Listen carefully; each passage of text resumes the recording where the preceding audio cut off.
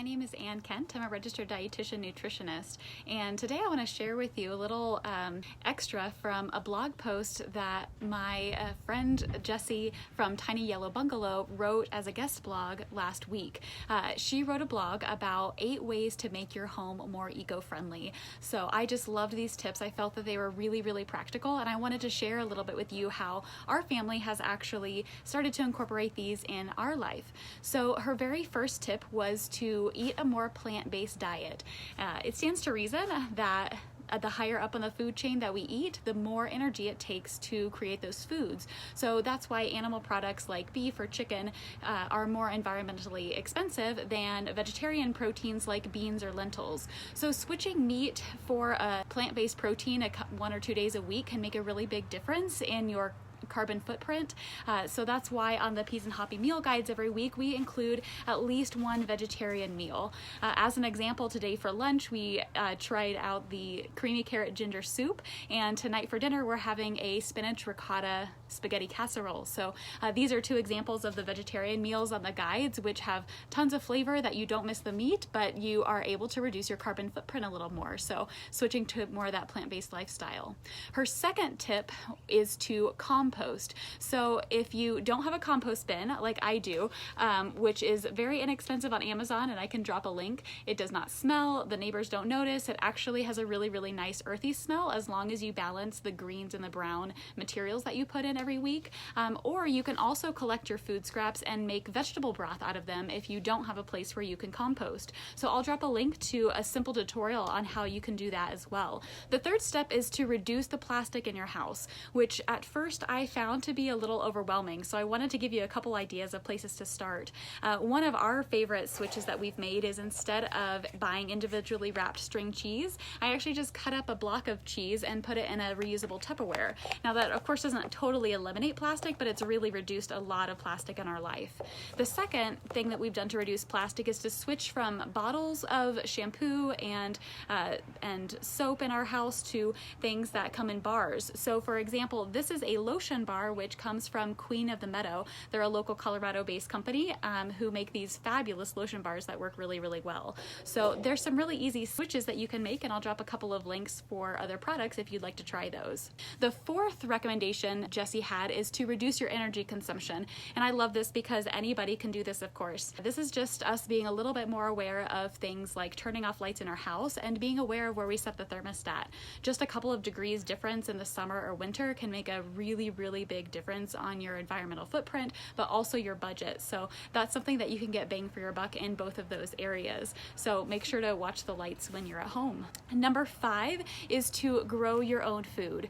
And I would love to do more of this. Unfortunately, living where we live, we have a limited amount of space where we can grow our own food. If you can grow a container garden, that's amazing. You can at least get a little bit of function from that, and Jessie does have some tips for that as well. Another thing you can do is to support a local farmer. So this is our CSA box that I wanted to do a little bit of show and tell that we have from Miller Farms. So Miller Farms delivers a box of vegetables to us every week. So I'll drop a link to Miller Farms as well, but if you have a local farmer who has a CSA, feel free to drop a comment and tag them for someone else in your area. So if you can't grow your own food, find someone local who could grow it for you. Tip number 6 is to switch to more environmentally friendly cleaning products. And I wanted to highlight a couple of examples that I received this week from my Green Up box, which is a monthly subscription to introduce me to more environmentally friendly options. So one is this sustainable cleaning brush. So instead of plastic, you can see that it's a biodegradable material, so that when we're done with this, when it inevitably is used up and finished with its life, we can throw it away and it will naturally biodegrade.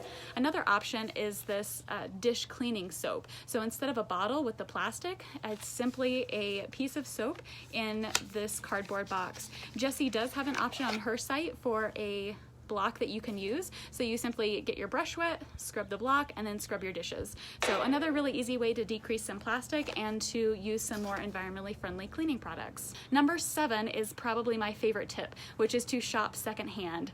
And I'm not sure if you realize this, but in all my videos, I am either wearing something secondhand, either from a thrift store, a friend, or something that is sustainably made. So for example, today I have on a shirt which I bought from Plato's Closet, which is a secondhand thrift store, and my overshirt is from Prana, which is an ethically made, ethically sourced company.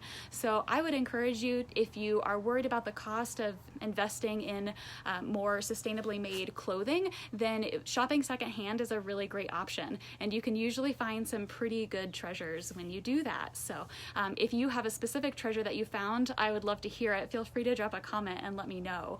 I also have a link to Pact, which is one of my other favorite ethical and sustainably made brands. So I will drop a link to them as well. They have the things that everybody always needs, the underwear, the socks, and the camis and things. So check them out if you have a chance. Number 8 is last because it's actually one of the most difficult, and that is to recycle. Now, recycling, unfortunately, doesn't always go where we think it goes, and oftentimes if products are not clean enough, they actually go to the garbage instead of going to the recycling facility. So keep in mind when you're recycling that that's usually not the first line of defense in terms of being eco-friendly, but it is a really important option because we can't necessarily be 100% zero waste. So things that I would recommend are things like using aluminum instead of plastic, because aluminum tends to be easier to recycle and it's more likely to be recycled than your plastic bottles. So switch to something like that whenever possible, or you can always call up your local recycling center and get a little bit more information about how they handle products. If you have other tips about how to make your home more eco-friendly, I would love to hear them. Feel free to drop a comment, send me a message, and we will all continue to grow together. So thank you so much for joining me. I hope these tips are helpful and that you can implement them in your home as well. Take care, and we will see you next week. Bye-bye.